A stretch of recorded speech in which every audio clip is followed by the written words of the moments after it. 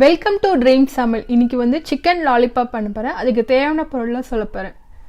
Chicken lollipop வந்து இது மாதிரி விங்ஸை வந்து நல்லா இது பண்ணி க்ளீன் பண்ணி வச்சுக்கணும். அதுக்கப்புறமா ஒரு எக்கை எடுத்திருக்கேன் நான். அப்புறம் கார்ன்ஃப்ளவர் வந்து ஒரு டேபிள் ஸ்பூன் எடுத்திருக்கேன். மைதா வந்து ஒரு டேபிள் ஸ்பூன் எடுத்திருக்கேன். தேவையான அளவு உப்பு, அப்புறமா பூண்டு பேஸ்ட்டு, லெமன் எடுத்திருக்கேன். நான் வினிகர் பதில் லெமன் எடுத்திருக்கேன். நீங்கள் வேணால் வினிகரும் எடுத்துக்கலாம். அப்புறம் சோயா சாஸ் வந்து டார்க் சோயா சாஸ் வந்து ஒரு டீஸ்பூன், ½ டீஸ்பூன் அளவுக்கு எடுத்திருக்கேன். அதுக்கப்புறமா வந்து மிளகாத்தூள், வெறும் மிளகாத்தூள் வந்து ஒரு டேபிள் ஸ்பூன் அளவுக்கு எடுத்திருக்கேன். காரம் எவ்வளோ வேணுமோ அது தகுந்த மாதிரி போட்டுக்கோங்க.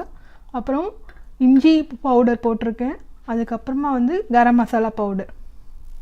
ஃபஸ்ட்டு இந்த விங்ஸில் வந்து நான் ஃபஸ்ட்டு வந்து கொஞ்சம் மிளகாத்தூளும் உப்பு போட்டு கொஞ்சம் 10 மினிட்ஸ் 15 மினிட்ஸ் வரைக்கும் ஊற வைக்க போகிறேன். அப்போ தான் உப்பு காரம்லாம் நல்லா இறங்கும். பூண்டு விழுது போடுறேன். அப்புறமா இஞ்சி பவுடர் போடுறேன். நீங்கள் இஞ்சி விழுதாகவும் போட்டுக்கலாம். எனக்கு ஒரு ரெடிமெண்ட்டாக பவுடர் விற்கிறேன், அதனால் அதை போட்டிருக்கேன். அதுக்கப்புறம் சோயா சாஸ் ஊற்றுறேன். சும்மா ஒரு 1/4 டீஸ்பூன் அளவுக்கு டார்க் சோயா சாஸ் இது. அப்புறமா கரம் மசாலா. இது எல்லாமே ரொம்ப தேவையான அளவுக்கு போட்டால் போதும். 1/4 டீஸ்பூன் போட்டுக்கிறேன். இது நல்லா போட்டு பிசையணும். உப்பு வந்து தேவையான அளவு போடுறேன்.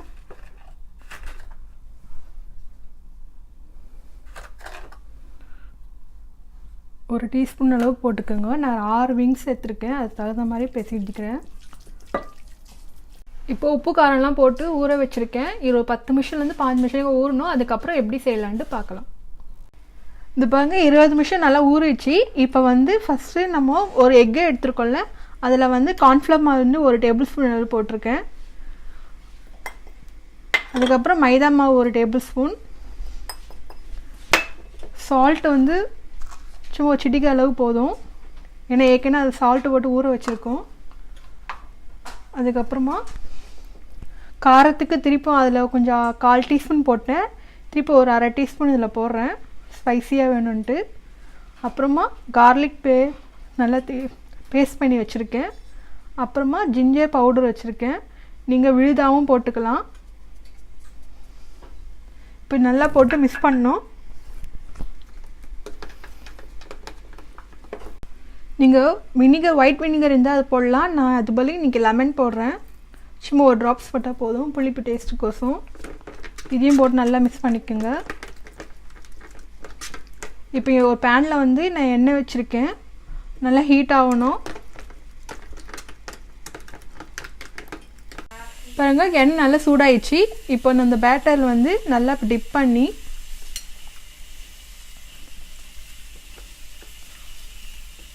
ஃபஸ்ட்டு ஒன்று போட்டு பாருங்கள், உப்பு காரம்லாம் நல்லா கரெக்டாக இருக்கான்னு பார்த்துட்டு அதுக்கப்புறம் மற்றது போடுங்க. நல்லா டிப் பண்ணிக்கோங்க, அப்போ தான் நல்லா இறங்கும் உப்பு காரம்லாம். இப்போது மெதுவாக பாருங்க, நல்லா பொன்னிறமாக வந்தோடனே எடுத்துருங்க. எண்ணெயும் உங்களுக்கு அடங்கிடும். அப்போது ரெடி ஆகிடுச்சுன்னு அர்த்தம். இப்போ ஒரு டிஷ்யூ பேப்பரில் நான் வைக்கிறேன். நீங்கள் வேணும்னா கலரும் போட்டுக்கலாம். நான் கலர் இன்றைக்கி போடல.